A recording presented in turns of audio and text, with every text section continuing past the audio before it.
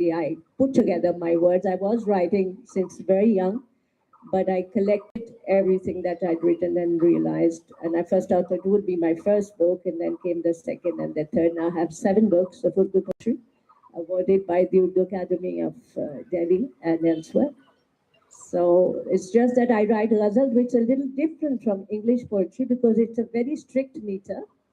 In 2 lines, in a couplet, you can say a whole poem. Every couplet of this poetry is a poem in itself. So I can do 2 lines of a love poem and then move into politics, maybe, or talk about, I don't know, the God, talk about anything. So we can, it's not linear. So you can keep changing your topics.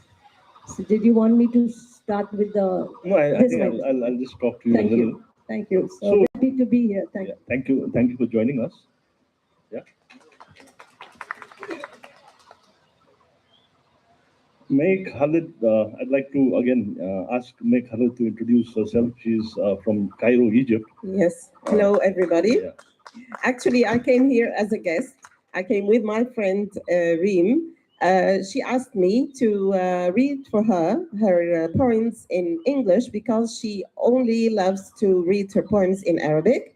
But as for myself, I have other sessions as a novelist over there. I've written like 16 books, novels and short stories. It's about everything in the world, like social, romantic. Politics come in the background, but mainly it's human relations that I write about the most. And it's cross-cultural as well. I found after my long journey in life that people are almost the same everywhere. So actually being here, although it's a very long distance from Cairo, but actually I feel like I'm in just another part of my country because I'm the daughter of the world. So thank you for being with you and thank you for being with us. So let's start listening to love and poetry and beauty. Yeah, I guess that's what the theme of the session is also. It's called Versus and Frontiers. And we all have, the human condition is there everywhere. It's the same everywhere. We talk about love, longing, we talk about betrayal, we talk about conflict, we talk about frustrations, we talk about joy, and which is there in the human society. And when we write about that, when we talk about that, literature knows no boundaries.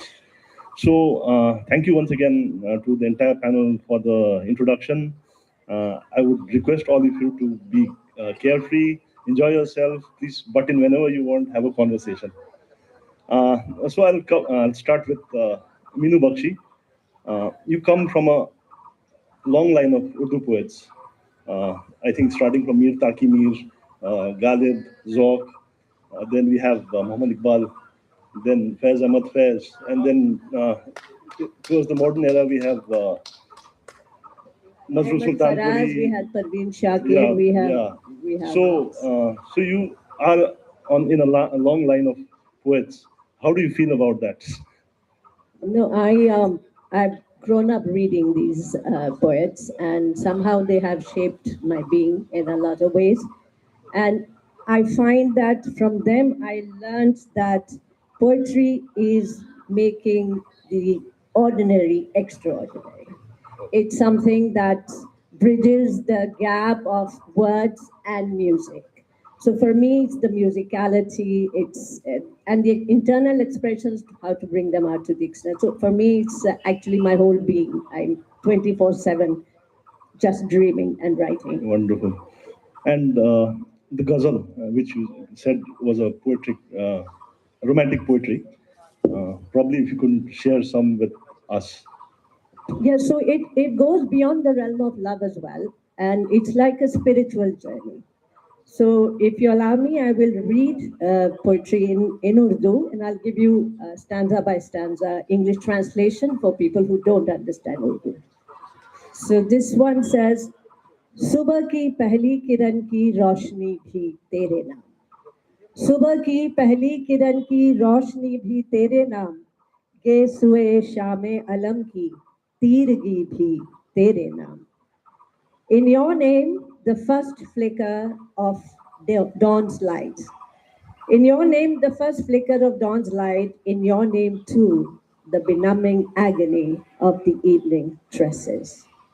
गम की ये मैली सी चादर भी इनायत है तेरी गम की ये मैली सी चादर भी इनायत है तेरी रूह तक शादां है जिससे वो खुशी भी तेरे नाम Your bounty this tainted spread of sorrow Your bounty this tainted spread of sorrow in your name too the joy that cheers my very soul है ज़मी का ज़र्रा ज़र्रा तेरी खातिर बेकरार है ज़मी का ज़र्रा ज़र्रा तेरे खातिर बेकरार गर्दिशे माहो नजूमो मुश्तरी भी तेरे नाम In your name too the very particles of this earth in your name the movement of moon stars and Jupiter ये समंदर की खामोशी भी तेरे ऊपर निसार ये समंदर की खामोशी भी तेरे ऊपर निसार मौजुए जुए आपकी ये बेकली भी तेरे नाम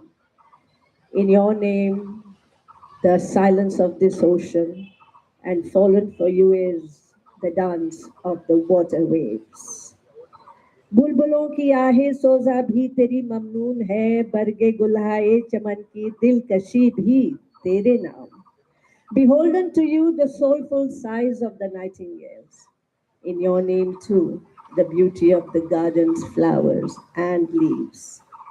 मेरे लहजे की धड़क रंगी में तेरा अक्स है मेरे लहजे की धनक रंगी में तेरा अक्स है मेरे शेरों की दिलारा नगमगी भी तेरे नाम In the rainbow colors of my tone, your reflection.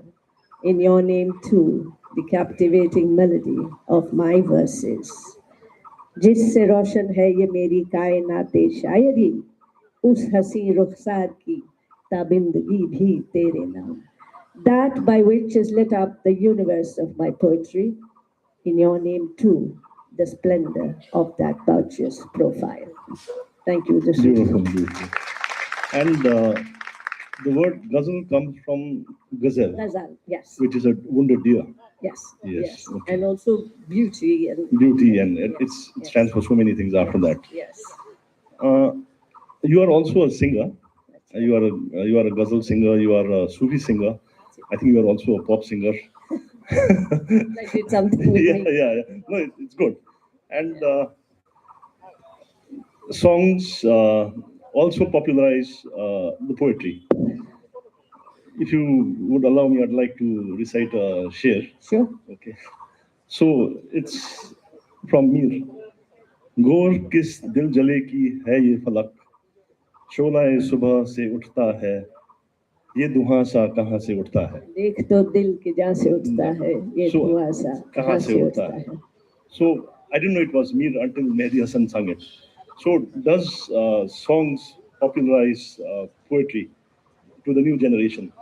Absolutely, and also, I mean, I have to say that Bollywood plays a huge role in it because even the language, the Hindi that is used in Bollywood has a lot of Urdu in it. So Hindustani is made of Hindi and Urdu together. So the ghazals have been made popular through Bollywood, through singers like Ghulam Ali and Jagjit Singh Mehdi and Hasan. Mehdi Hassan. Yeah. Yes. So Wonderful. Thank you. I'd like to now come to a lady from Basque country, Ushu, and she is a Bartosolari. So that is an oral folk songwriting which you do, and it is supposed to be at the moment. The verses are supposed to come out at the moment, instantly. So could you tell us about it and probably sing us about the Solari? Yeah, well, I won't improvise now. I will have another session, and in that one, I will explain about our art, and I will improvise. But our tradition has like both modalities of improvised bertsolaritza and written bertsolaritza, maybe very similar to the one she has explained, because also it's like a very strict meter. If I show you the text, like how the verses look, it's like this. I mean, very square things with strict meter and consonant rhyming.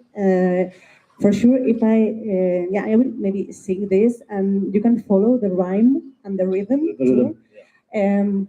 I'm not a poet, I'm not a singer, and I speak very bad English, so I feel a bit small, but I will do my best. Okay, so I have brought two different poems. One would be like, how do you say, Laila, Yeah. the songs you sung to the lullaby. Lullaby, Yeah, lullaby, one is a lullaby. lullaby, and the one that I will read, and the other one it's a compilation of versos of stanzas about about the night, but also thinking on children. Okay, so it's children poetry would be. Okay, so I will first read this poem. I will read in Basque. Basque is probably the oldest language in Europe. We don't know where does it come from, and has less than 1 million speakers. So for us, well, it's our language, but it's also a decision and an act of resistance, like being Basque writers, because I think, and without dismissing like all the hard realities you have mentioned, of course, all the respect and all the hope for everyone. I think there are also like low intensity genocides happening all the time, all around the world. Like people and cultures and language are made disappeared all the time, and one of them is ours too. So yeah, I love my language. Yeah. So this is called Ama Choria Balit. The translation is if mother were a bird. Beautiful poem. Okay. Ama txoria balitz, hegoak izango lituzke eskuen ordez. Ama txoria balitz, arrautza batetik jaioko litzateke. Ama txoria balitz, odol beroa izango luke eta koloretako lumak. Ama txoria balitz, elitzaioke kaiola batean egotea gustatuko. Ama txoria balitz, zizareak emango lizkizuke ahora. Ama txoria balitz, egan egiten irakatsi nahiko lizuke. Ama txoria balitz, elitzateke arranoen kastakoa, txepetxa litzateke, txolarrea, kardantxiloa, ama txoria balitz. Ama txoria balitz, kantari esnatuko zintuzke goizero. Ama txoria balitz, odeiekin egingo luke amets. Ama txoria balitz, urrutira usainduko luke ekaitza. Ama txoria balitz, txanogorritxuren ipuña kontatzean, otxo beltzak aterako luke amona iztari gaiztoaren sabeletik. Ama txoria balitz, lagunekin bidaiatuko luke. Ama txoria balitz, zurekin batera egingo luke egan, bestetan bakarrik egitea gustatuko litzaioke. Ama txoria balitz, zerutik ikusiko lituzke mendiak, itsasoa eta herria. Ama txoria balitz, ogi apurrak ematen dizkioten atxoen laguna litzateke. Ama txoria balitz, eta zu txorikumea, hause litzateke maitea, loak hartzeko unea. Thank you. Yeah. So let's see if I can read it in English with some kind of rhythm or something. Okay. If mother were a bird. If mother were a bird, she would have wings instead of hands. If mother were a bird, you would be born from an egg. If mother were a bird, her blood would run warm and her feathers would be bright with color. If mother were a bird, she would never bear to live in a cage. If mother were a bird, she would place worms gently in your mouth.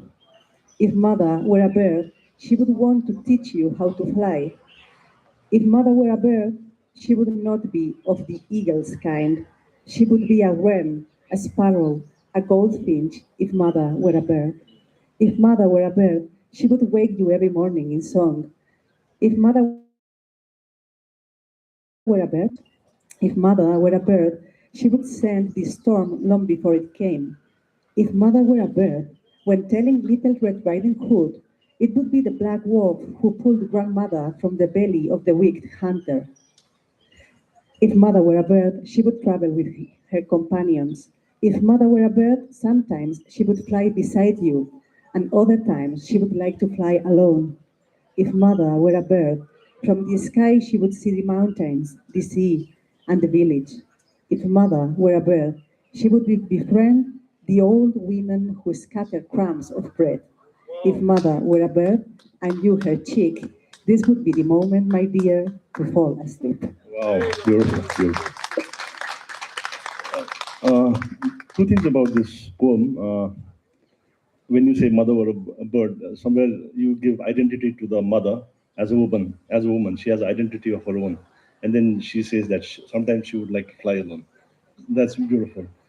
And another line which I liked was, "It's a nice lullaby, which gently you could sing the baby to sleep." But in between there, you've turned a turned a fable on its head, the fable of the Red Riding Hood, where the Red Riding Hood, where the wolf is the hero and the hunter is the evil person. Why is that so? Because when your change position, where your position changes, your point of view changes. And if you are a bird, the enemy is the hunter, not the wolf. And if you take this into account in our real life, in our everyday life, this can be seen like every time. I mean, depending on your position and how the others look at you, the enemies and the possible friends and allies change. I don't So I love the way how you change that perspective, and we'd like to hear more of it. We'll come again back to you, and now I think we'll come to Leila. Uh, I had a like yesterday for me was like I was and I was enjoying them. Early in the morning also I was just reading. So 2 days of I've been swimming in poetry. Yeah, and so I couldn't read yours because you came in now. So please share something with us. طبعا بما اني جالسه بوسط شعراء بس قربين اني جالسه في وسط مجموعه من الشعراء، انا اؤمن ان السرد يحمل من الشاعريه ما يكفي لان يلامس المتلقي مثلما يفعل الشعر. So since I'm sitting here in between the poets, I believe that the style of narrating the poems is what's important and is the core of delivering the feelings and the words. طبعا مثلما قلت سابقا انا من البحرين اي ابنه جزيره، هذا البحر الذي اعتدت في طفولتي ان اغني له وان ارمي له الاضاحي كي تتلاشت هذه الزرقه في يوم من الايام وتوسعت الجزيره لتلتهم البحر. So, like I said, I'm from Bahrain, so I'm the daughter of an island, or I'm the person of an island, and yeah, and the island is expanding to like cover that whole sea, and will bury the sea, and that blue is gonna fade because of that expansion. انا بحرينيه حتى في هويتي حين اعرف عن نفسي لا يابسه فيها. I'm Bahrainian, and that's my identity. When I identify myself, there's no ground in it, or yeah, there's no soil in it. So basically, she's talking about being from an island and How it's gone. how they are related to the sea. Yes. سأحكي أكثر عن الجزيرة وكيف اكتشفت أن ما أقيم عليه اليوم وهو يابسة كان بحرا في الماضي، أي أن الأجيال السابقة رأته ماء أزرقا متلألئا ولكنني رأيته يابسة. في طفولتي حين كنت أذهب إلى المدرسة كانت النوارس تقف على الأرصفة، فلطالما تساءلت ماذا يفعل على الأرصفة وهنا لا يوجد البحر، فأخبرتني والدتي إن هذا بحر قد دفن ونحن اليوم نسكن عليه، نقيم على البحر بعد أن سلبنا منه امتداده الأزرق. So,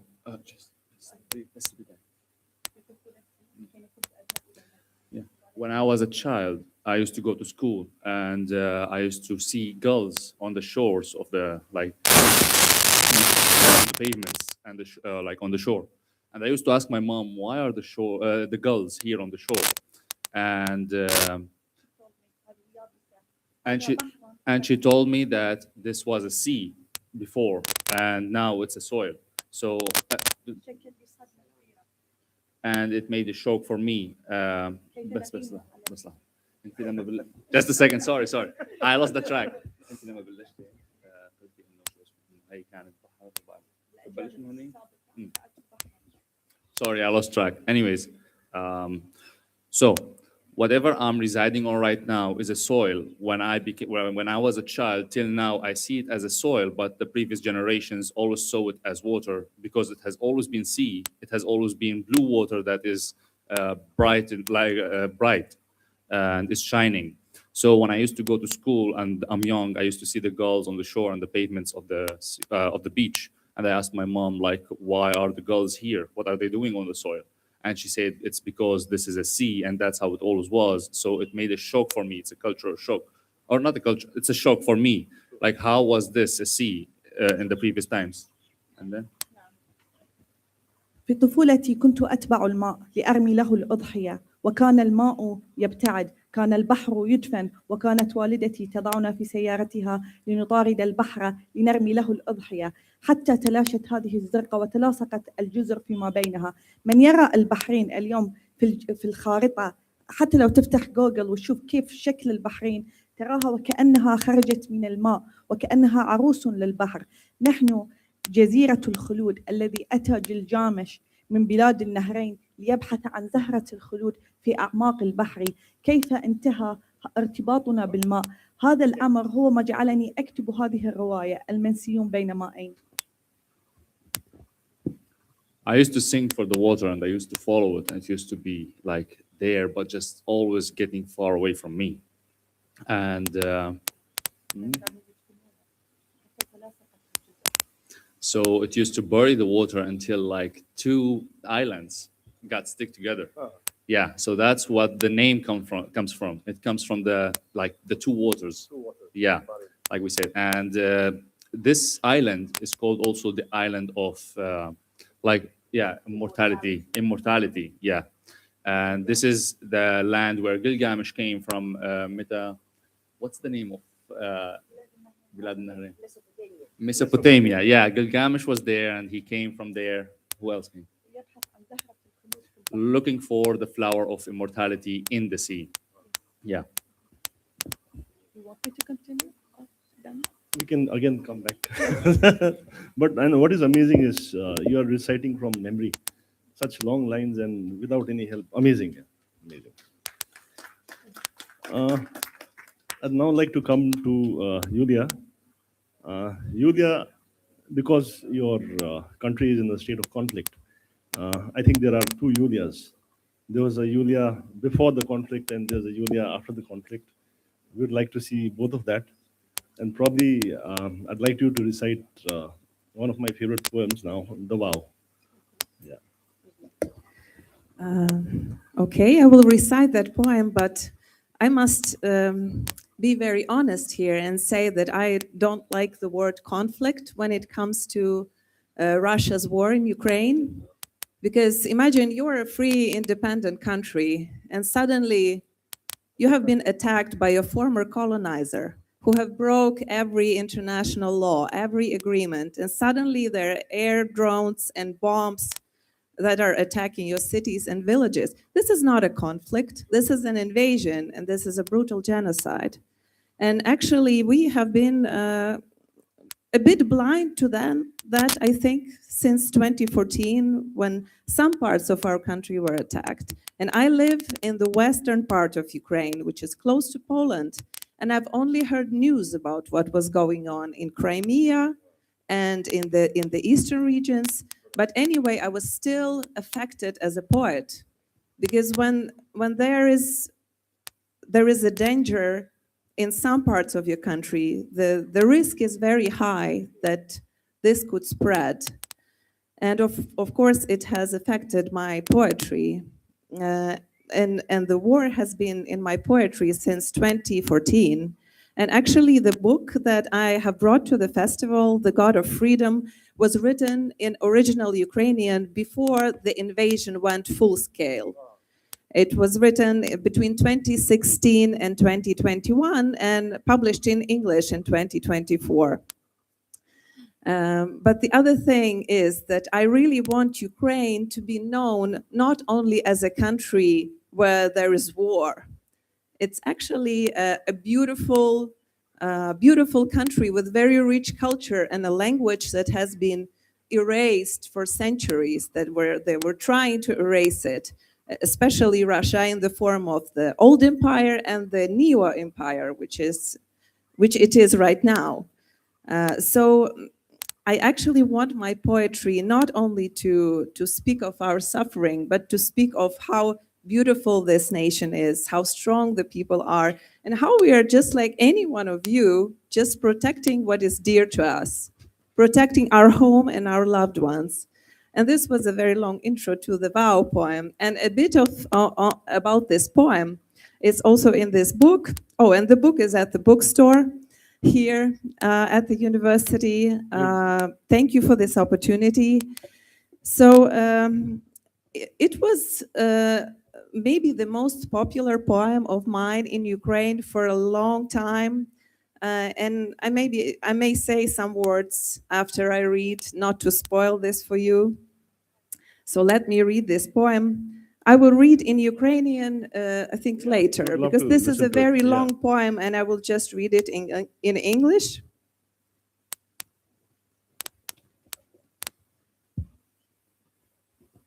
So let me stand up because that's how I perform my poetry. I was about to say, thank you, Lydia. The vow. Do you take this man with his extreme sense of justice, with his broken sleep, his dual nature, one of his faces an oasis, and the other a sandstorm, with the wrinkles scattered around his eyes when he smiles, with his head full of complex numbers, causal connections, details of precise accuracy? Do you take this man to be quiet with him more often than talk? This silence being more valuable than any conversation? Do you take this man to burst into all-night diners, to peel an apple and touch a delicate vinyl record with two hands and two hands? To wrap your legs around him as if around a tree trunk, to part as butter beneath a knife, to revolve around your axis, lighting his way? Do you promise to insert and take out needles, to rip off and put on bandages, to smooth over conflicts, to not pour too much milk into his coffee, to withstand unbearably long pauses when he turns his back, to kiss as greedily as if choking on water on a hot day? Do you take this woman with her maladjusted mechanics, concealed scars, with her collection of hearts in the pockets of her dress, with her pile of errands that never get smaller, with her dyslexia, hole in her memory, her bitten lip, with her big purse that holds random items and a lot of freedom? Do you take this woman without reading her poems, without reprimanding her, to get angry with her but chase her fears away, to revel in the faults that her perfection is made of, to preserve your day's plan when you're together? Do you promise to tiptoe around when she's bringing her ideas to life, to come as a peacemaker to her hot spots, to stray from the right path with her, to enter into arguments and philosophical disputes while never stopping to grow into each other? In a rented Soviet-era apartment and on a crowded local train and in the attic of your parents' house and in your own home with large windows and white walls. and in a hospital ward filled with desperation and hope, and in a hotel room where the sea replaces the floor until nothing. Beautiful. And some lines in Ukrainian? I'm in Ukrainian, but I just want to give a bit of background to this poem. Well, actually, after it became popular, several couples approached me and asked for permission to use it in their real weddings. So it was quite an honor.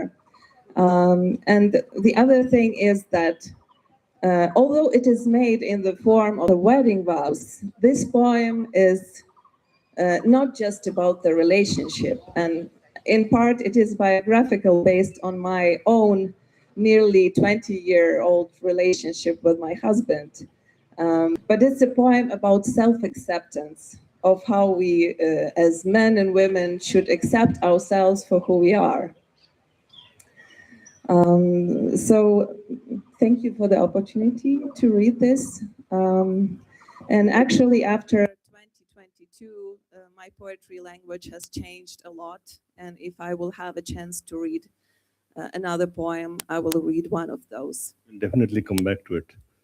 And I think this actually means that the vow that you will actually be through thick and thin together. Your poem. Thank you. Reem, guys, I think you'll share the poem with us. Yes.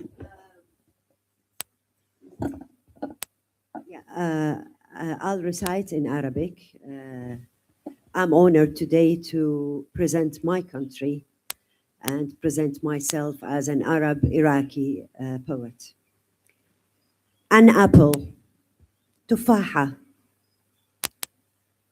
في لفتة حلم أغدو بين يديك تفاحة وعلى بعد جنون من شفتيك ألفظ أنفاسك تلفظ اسمي السرية وتقضمني يا نعة ملء نضوجي أتحسس ريقك دفئك عبق الكلمات وتبغك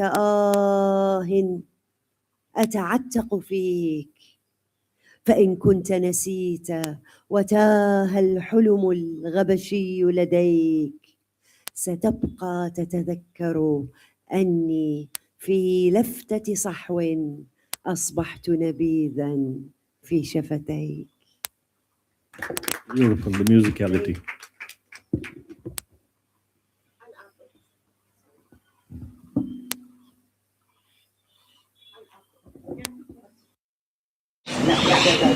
Take this.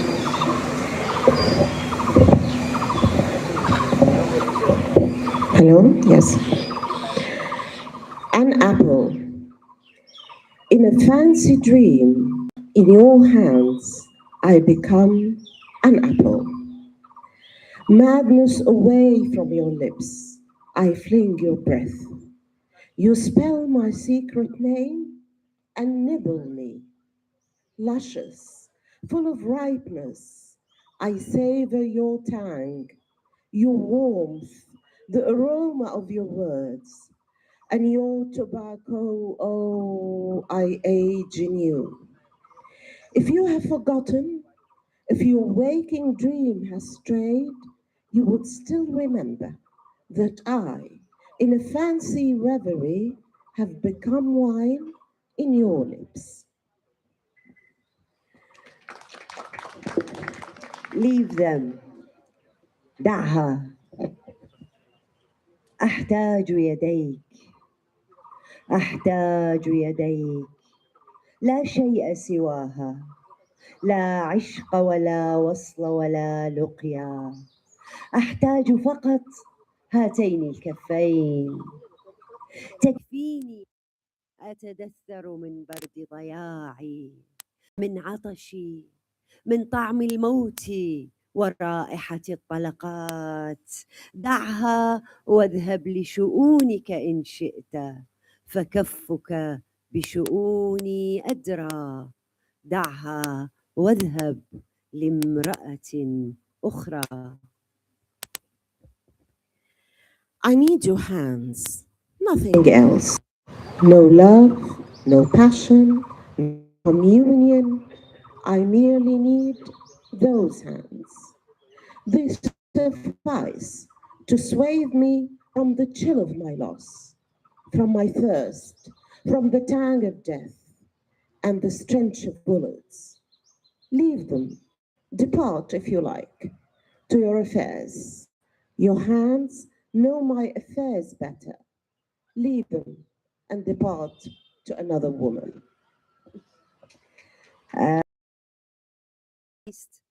water.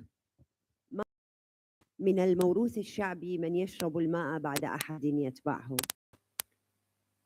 من يشرب من كأسي بعدي يتبعني. كنت طوال بدايتنا تشرب بعدي، تتلمض من قطرة شهد قد تفلت سهوا من شفتي. عامدة لم أشرب بعدك، لكن حين تذوقتك صرت طوال حنيني أتبع خيط دخان يفلت سهوا من جمر للفافة تبغ في الطرف الآخر منها تبدو لاهية شفتاك. اشرب بعدي، اشربني، فأنا أتلاشى وجدا في قطرة ماء حين أراك. It's in the Iraqi folklore that you drink from somebody's glass, you follow him. You follow him.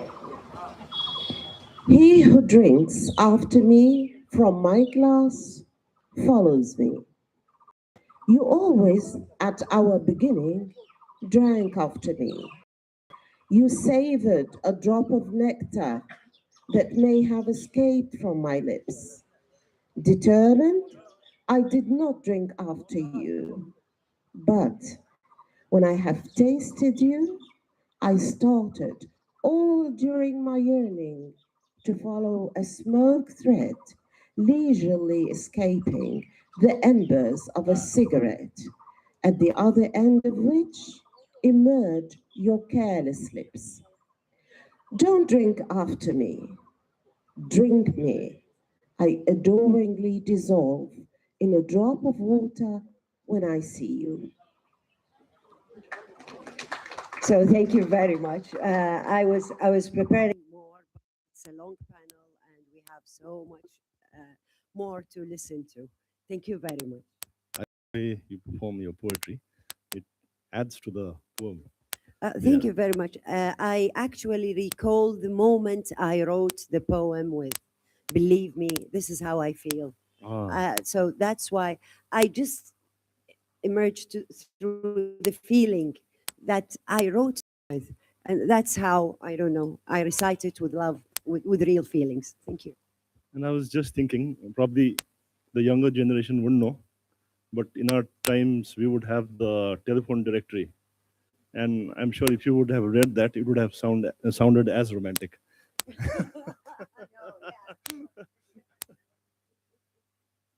Acha, yeah. Acha, yours truly is also a poet. So I'd like to share one of mine. Since we have a Middle Eastern flavor, this is a poem called The Whales of Aleppo. So I wrote this when the Syrian civil war was in its third year. And the Time magazine came out with a photo essay, and the title was The Whales of Aleppo. And there, what the populace in Aleppo were doing was they were using these awnings, restaurant awnings and all, to cover their windows so that they would not get shot by snipers. And the snipers were from both the sides, so they were not discriminating. So I enjoyed that thing, and I thought I must write on it. So it's a piece, it's called The Whales of Aleppo. Take your pick: Turk, Mongol, Crusader, Byzantine. The hard eye at the end of the glass, Sassanid, Greek, Assyrian, Hittite.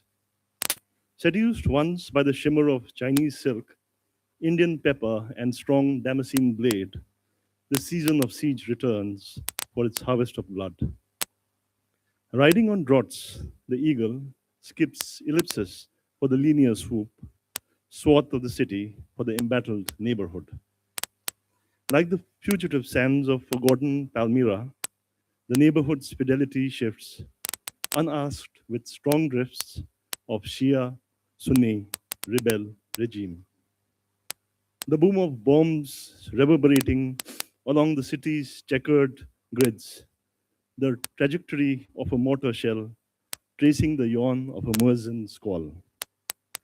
Only eagles and solitary snipers relish the desolation of heights, punctuating the long hours of roving by wistful recollections of home. Casual darts to the baker, quick runs to the water lines, seemingly harmless acts now flirt with crimson. Harassed by lurking death, defiance hangs out in fabric, eclipsing line of sight in the spread of awning, curtain, and bedsheet. Yarn and cartoon heroes now stand cover to entrance, window, and alleys. The stained bridal sheet, a talisman against the interloper. Survival, a lesson in geometry, a precise measure of the lift of the sun, and a wait for the dip in the breeze before the sudden blur on the sheet. Lurching from death to death, 9 lives of a cat seem too few, avoiding the chatter of Kalashnikovs and death pangs of hunger. At this far end of the Silk Route, old Silk Route, peace is an ever receding mirage. The vale offers little oasis of refuge from the sudden whip of a bullet. Thank you.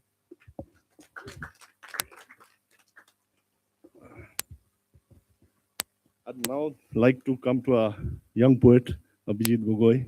Please share some of your poems if you can. Thank you, sir.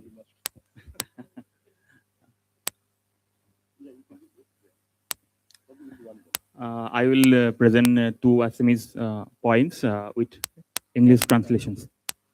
I would like to read my poem in my mother tongue Assamese. The first title of the poem is অন্য এটা দিনৰ বাবে। ছাঁত পৰি থকা কেঁচা খৰিবোৰ কোনোবাই ৰ'দাবলৈ আনিছে। খৰিবোৰৰ বান্ধ খুলি এডালৰ পৰা আনডাললৈ দূৰত্ব বঢ়াই দিয়া হৈছে। সদায় অহাৰ দৰেই তাপমাত্ৰা বাঢ়ি আহিব ধৰিছে। বিচ্ছিন্ন হৈ যোৱা খৰিবোৰ শুকাই যোৱাৰ উপক্ৰম হৈছে। ছালবোৰ প্ৰায় এৰাই গৈছে কাঠচিতীয়া বেলিৰ নিৰুদ্দেশ চাৱনীত। কথাবোৰে ইতিমধ্যে তৰণি হেৰুৱাইছে।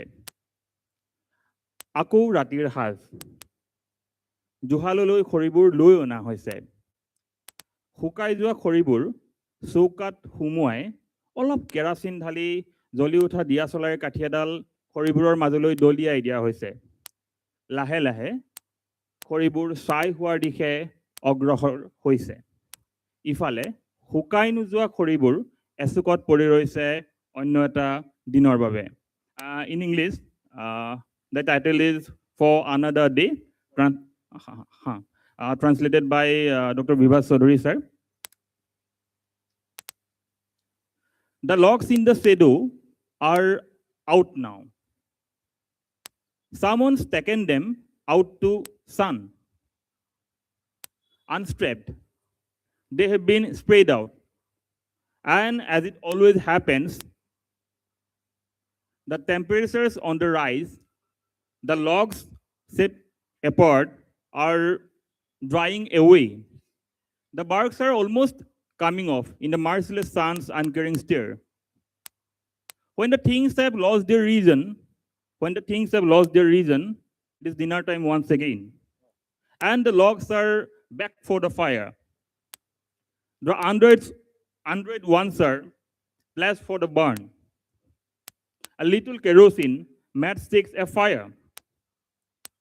And as the logs slowly turn to ash, the undried ones lie in a corner to make it up for another day.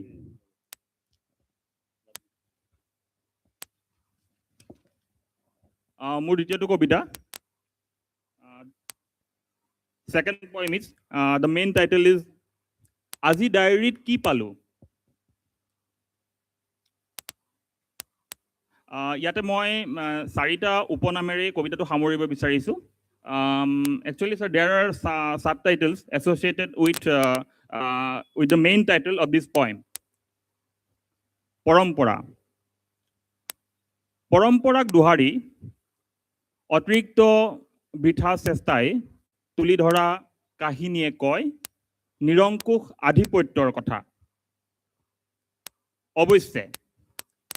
অৱশ্যে আমি যি কাহিনীৰ বাটেৰে আগবাঢ়ি যাওঁ মন্ত্ৰমুগ্ধ কৰা প্ৰাতস্মৰণীয় সমুখৰ সপোনৰ কাহিনীতে সীমাবদ্ধ নহয় ই মানুহৰ ভাষা কঢ়িয়াই লৈ ফুৰা বাট নতুন কবিতাৰ সাজ এনে কবিতাৰ বাট আৰু সাজ নীলাকুৰিঞ্জি ফুলৰ দৰে এক জাতনাৰ মাত ওলমি থকা এপাহি ফুল আৰু কেইটামান স্নেপশ্বটৰ দৰে সাক্ষাৎ ৰাতিলৈ বতৰ হেমেকি ভিজা পাতৰ তলত লুকুৱাই থোৱা মনটো গৈ গৈ শেষ নোহোৱা কি যে এক জাতনাৰ মাত সকলো শ্ৰেণীৰ বাবে য'ত সহজ বাট নাথাকে য'ত কোনো কালে কাৰো আধিপত্য নচলে স্বচ্ছ আৰু মুক্ত সকলো শ্ৰেণীৰ বাবে in English what I found in diary today translated by Vivekananda Chaudhary sir already I told there are 4 subtitles associated with the main title of this poem number 1 tradition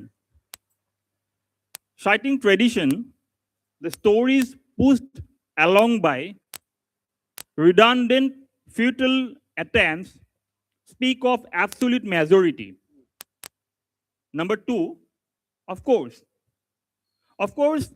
the path of the certain story we choose to follow making us spellbound ever to remember is not confined to the story of dream lying ahead it is the path carrying the language of people cast of new poem part and mold of such poem like bloom of Neelakurunji. Number 3 a voice of pain a bloom hanging and an encounter like some snapshots the weather gets dampened by night the mind stashed under the wet leaves what a voice of pain that appears to never end number 4 for all classes whether there is no easy way where at no point of time no one's dominance matters transparent and free for all classes I hope these poems resonate with you not merely as literary composition but as reflections of lives we recognize around us. Thank you, sir.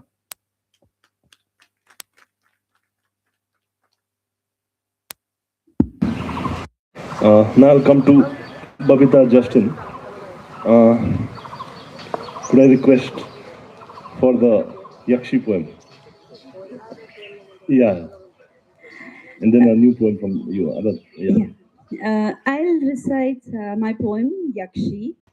In fact, I born and brought up in Kerala, so we grew up with a lot of tales about Banshee women, and Yakshi is a Banshee, a blood-sucking woman who is kind of everybody's afraid of, men and women. But later, we have a lot of research on Yakshi, who exactly Yakshi was, and how did that story come from. And it actually had a kind of Buddhist beginnings. Once upon a time, Kerala had a lot of Buddhists and Jains, and Yakshas and Yakshis. The stories actually came from Buddhist beginnings. And later, when slowly there was the Sanskritization that happened in Kerala, the 5th century, 6th century, etc., these Yakshis, in fact, Yakshas became Gandharvas, and Yakshis became all these terrifying kind of creatures, women who are dark and beautiful with long hair, who can seduce men. And in fact, they'll seduce men at night in the evenings, and they eat them at night and they throw the bones away. So, this is the kind of a story we were actually afraid of. When we grew up, I thought this was a beautiful story, in fact. There was a lot of male fantasy in it and male fear also. So I thought that this is, in fact, it is good enough for a poem. Sorry for my clumsiness. Okay, I have to get my to get my reading glasses.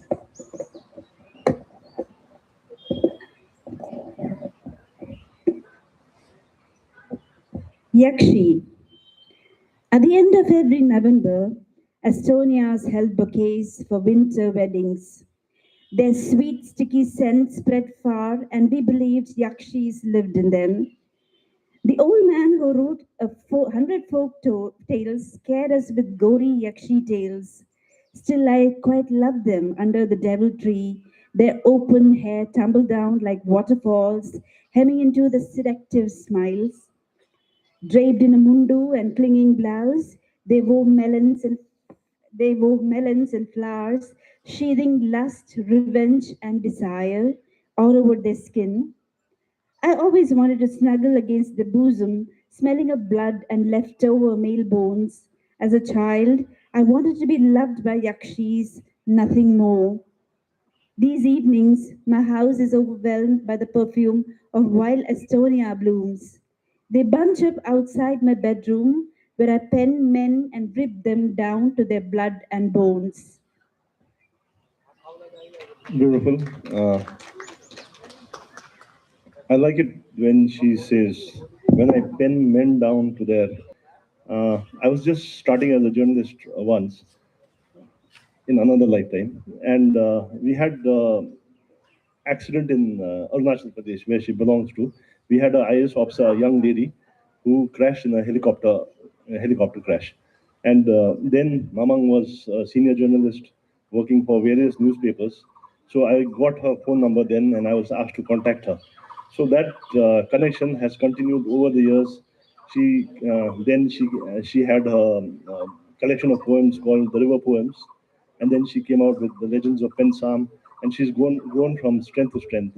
And it's a pleasure to see that happening in for us, because when she writes about Arunachal, the customs, the traditions, and the landscape there, but when she writes about them, it feels as if she's writing for us also, Nagaland or Mizoram. So she's actually writing for all of us, and she's been awarded with the Padma Shri, which is one of the highest civilian awards in India, and we're very proud of her. So please make us more proud with some of your poetry. Thank you. I was getting a bit hypnotized by those happy words. Yeah, my hometown is just across the river from here, a place called Pasighat. My mother tongue is Adi, but we don't have a script, so we have a strong oral tradition. And since childhood, I have been writing in English. All my poems, novels are in English. I'll just read one, which is a kind of new one I was working on. It's about the river. My poems are stories, a story of water. This is still unpublished. What is a river but water talking to water? Talking earth, talking sky, sprouting lilies and a gleaming waterfall thrusting up in midair. Dipped in fire, dipped in gold, even though clouds cover me, the mountain knows my face. In the purity of birth, holding me in close embrace, a fence of water, drowning the gorge with a voice of thunder. The wind brings news, every summer, every winter, pelting me with mineral and rock, a spit of sand threaded like an eye, tracing a curve, looping a turn. What is a river but a mad artist? The magic of water, the silver that disappears. Wherever I go, the world follows, racing north, running underground, breathing with the ghosts of islands, continents, and gold, a wall of current to rise again in summer shores, where seaweed blooms with a greenish tinge. What is the sea but water meeting water, talking salt, talking desire, that cliff, that boom, and the wild waves undressing, riding up to meet the whistling stars. Clouds pass, oceans roar, the rain begins to fall. In a forgotten place, another bank expands.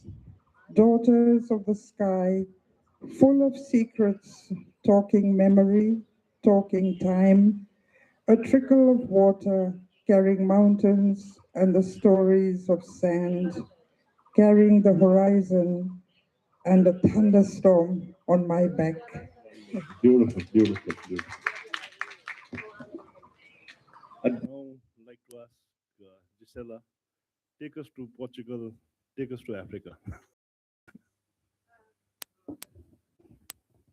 I'm not quite sure if I'll take you to Africa because, and I would, I mean, yeah, I don't know what that would mean because it hasn't really come up in my poetry yet, but in other ways, more in nonfiction and in theater. But yeah, that's a premise that's very specific.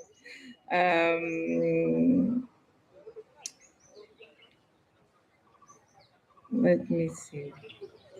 I wasn't expecting that. Sorry. Because you talked about the other poem, but yes. Yes, and it kind of reminded me of one of your verses that you just read. This is actually a much bigger, much longer poem that I wrote in the morning of the funeral of one of my great aunts. But she was like a grandmother to me because it was the one that I got to experience longer.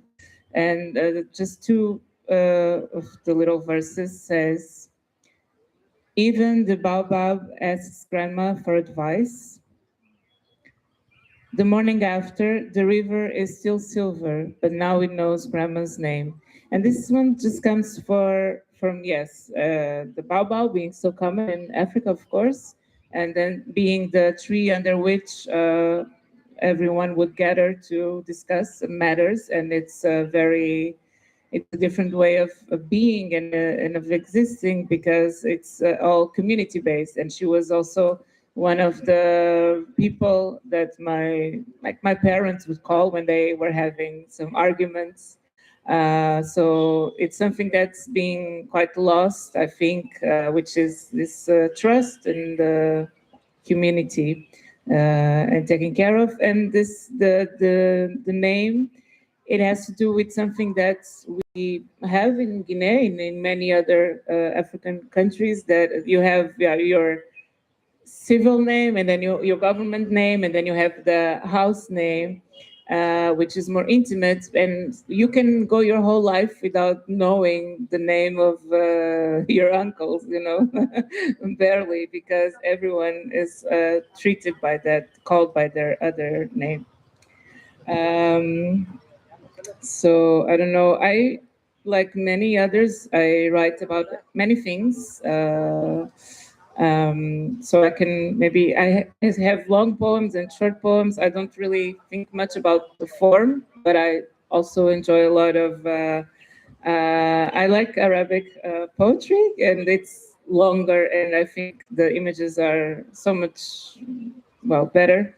But I also like the Japanese poetry and just being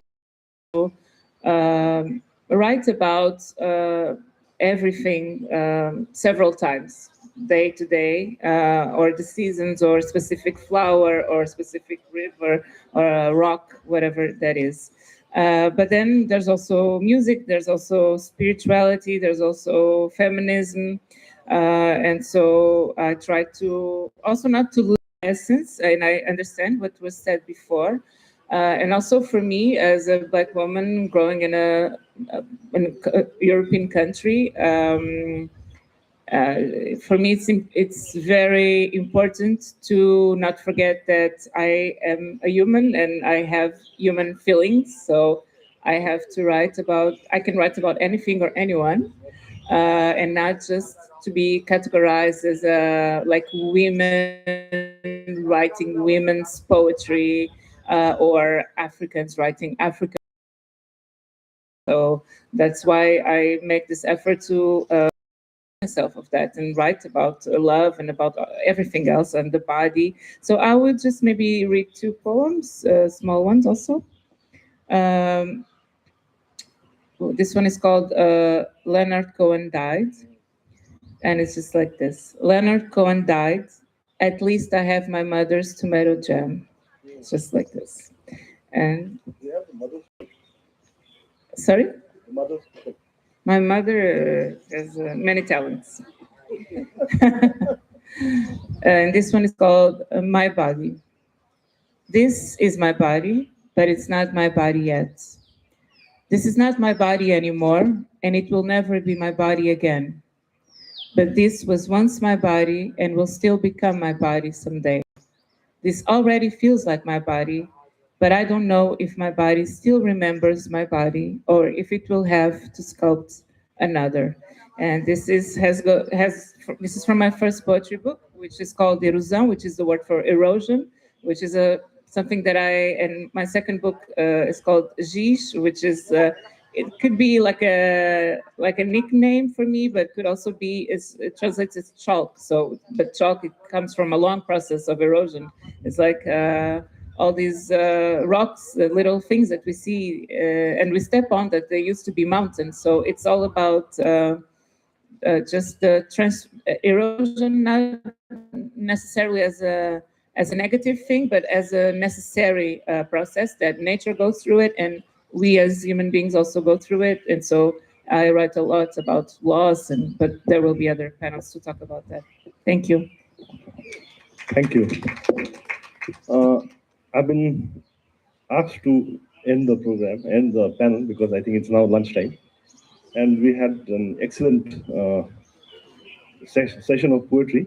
I wish we could have gone for another couple of rounds, but we cannot. I think the panel was a bit too many. We couldn't go into the intricacies, but I'm sure we can get crash the second one. We'll all go there and we'll get crash there. So I'd like to end this session with a couple of lines from Ushu's poetry. What is this little pleasure in brand new verses born? So I found a lot of verses, brand new verses, in the last 2 days. Thank you very much. Thank you very much.